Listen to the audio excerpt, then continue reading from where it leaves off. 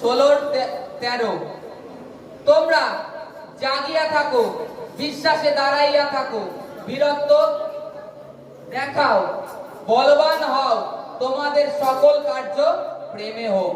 Hallelujah, hallelujah.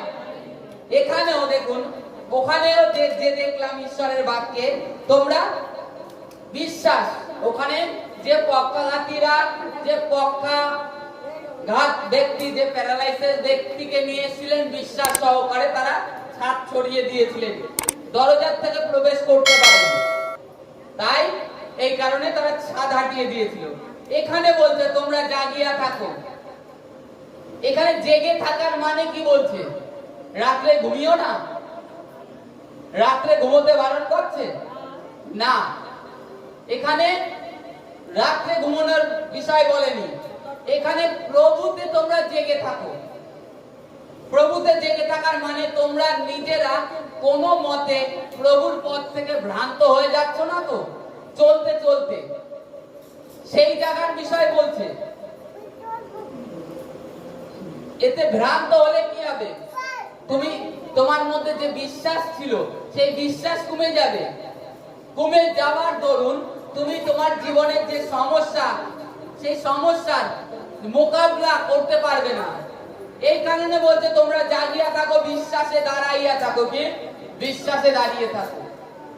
আজকে সমস্যা হয়েছে, ঈশ্বরের কাছে প্রার্থনা করেছো যে প্রভু আমি বিশ্বাস করি আমার যে রোগ হয়েছে, যে সমস্যা হয়েছে, কিডনির সমস্যা, হার্টের সমস্যা, লিভারের সমস্যা, যাই হোক এভরিথিং, প্রভু আমি বিশ্বাস করি যে তুমি আমার জন্য ক্রুশে পে করে দিয়েছো। তার বাক্য ডিক্লিয়ার করো, তার বাক্যটাকে ডিক্লিয়ার করো। যিশায়া 53 অধ্যায় পড়ে নিবা বাড়িতে, পুরানো নিয়মে যাদের কাছে বড় বাইবেল আছে, যিশায়া 53 অধ্যায় পড়ে নিবা। সেখানে প্রভুর বিষয়ে তার আসার পূর্বে যে ডিক্লিয়ার করা হয়েছিল যিশায়া ভগবতী দ্বারা, সেই বাক্য, তিনি আমাদের অধর্মের নিমিত্ত বিদ্ধ হয়েছেন, আমাদের অপরাধের জন্য চূর্ণ হয়েছেন, আমাদের শান্তিজনক শাস্তি তিনি নিয়ে নিয়েছেন, তার ক্ষত দ্বারা আমরা আরোগ্য লাভ করেছি। এই যে বাক্য ডিক্লিয়ার করো, বীরত্ব দেখাও, বিশ্বাসে দাঁড়িয়ে থেকে বীরত্ব দেখাও যে ঈশ্বর তোমার বাক্যে লেখা রয়েছে আমি সুস্থ হয়েছি তো সুস্থ হয়েছি, আমার গরিবের থেকে তুমি বের করেছো সেটা আমি বিশ্বাস করি। এই বীরত্ব দেখাতে বলছে, এই বীরত্ব তোমরা দেখাও ঈশ্বরের বাক্যে। আর বলছে কি? তোমরা বীরত্ব দেখাও, বলবান হও। হালেলুয়া। যারা দুর্বল তারা বলুক আমরা বলবান। জোরে জোরে একটা প্রকাশ, ঈশ্বর দুর্বল বলুক আমি বলবান হয়েছি।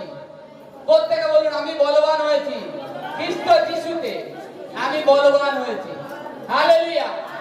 এখানে প্রত্যেকে এই যে বলবান, এখন আপনারা লজ্জা উপভোগ করছেন আপনাদের মধ্যে, যে বলতে একটা লজ্জা না, লজ্জা ঘৃণা জলাঞ্জলি দিতে বলছে, বাইবেলে লেখা আছে, পৌল দেখবেন বলেছে। আজকে আমাদেরকেও সেই বাক্য ডিক্লিয়ার করতে হবে যে আমি খ্রিস্ট যিশুতে বলবান হয়েছি। যে রোগ আপনার মধ্যে বাসা বেঁধে আছে তার উপরে হাত রাখে বলুন যিশু খ্রিস্টের পবিত্র নামেতে দূর হয়ে যা। আদেশ দিন আপনি, কারণ আপনাকে ঈশ্বর অস্ত্র দিয়ে দিয়েছে তার বাক্য। বলবান নিজেকে হতে হবে এখানে। আর আমরা ভাবছি যে ঈশ্বর আমাদেরকে বলবান করে দিয়ে যাবে, আমাকে সুস্থ করে দিয়ে যাবে। ঈশ্বর করে দিয়েছে অলরেডি। তুমি চেষ্টা করো, ঈশ্বরের কাছে প্রার্থনা করছো আর ধমক দাও, তোমার ব্যাধিকে আদেশ দাও যিশুর নামেতে যে আমি বলবান হয়ে গেছি।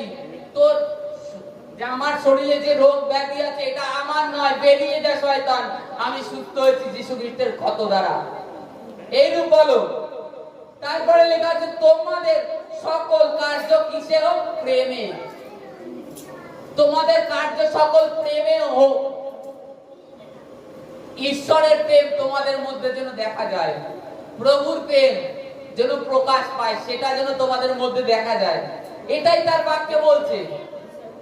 আর আমরা বিশ্বাসে বীরত্ব দেখাই না, কমজোর হয়ে যায়।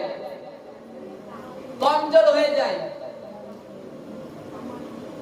এই কারণের জীবনে আর এই কারণের জন্য আমাদের যে সমস্যা সেটা কম বেশি রয়েই যায় না। আর ওই একই বিষয় নিয়ে প্রভুর কাছে প্রার্থনা করেই যাচ্ছি সেই অশ্রু সহকারে করেই যাচ্ছি। প্রভু বলছে আমি করে দিয়েছি, তুই এবার তোর সামথিং একটা উদাহরণ। আপনি আপনার ছেলে আছে, মেয়ে আছে, তাদের জন্য রান্না করেছেন, কিসের জন্য? ছেলে মেয়েরা খাবে, খাবার মিটতেছে কিংবা যেখানেও রেখেছেন। তা ছেলে কি এসে জিজ্ঞেস করবে যে মা এই খাবার কি তুমি আমার জন্য রেখেছো, কিংবা এই খাবার তুমি দাও তারপরে আমি খাবো? ছোট যদি বাচ্চা ছোট হয় সে কি করবে? ঝপাঝপ খাবার দেখলে আগে তুলে খেয়ে নেবে, তাই তো? আমার জন্যই রেখেছে মা আমার জন্যই রেখেছে। কিন্তু একটা অন্য ব্যক্তি সেই খাবার কিন্তু তুলে নিতে পারবে না, আপনার কাছে পারমিশন নেবে, কিংবা আপনি তাকে যদি দেন সে তাই খাবে, নাই কিন্তু সে খেতে পারবে না। কিন্তু আপনারা ঈশ্বরের সন্তান, বুঝতে পারছেন এর মানেটা কি? আপনারা ঈশ্বরের সন্তান,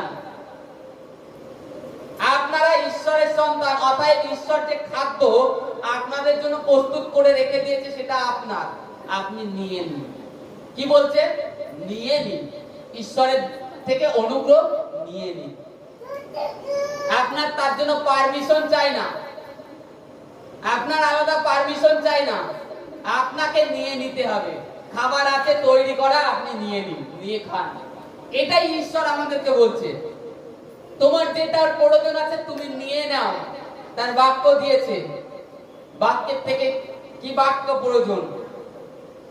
ঈশ্বর দিয়েছে বাক্য, ডিক্লিয়ার করে নিয়ে নাও। আর অন্য লোক হলে কি সেই খাবার তাকে নিতে হলে অনেক ভাবে পারমিশন নিয়ে নিতে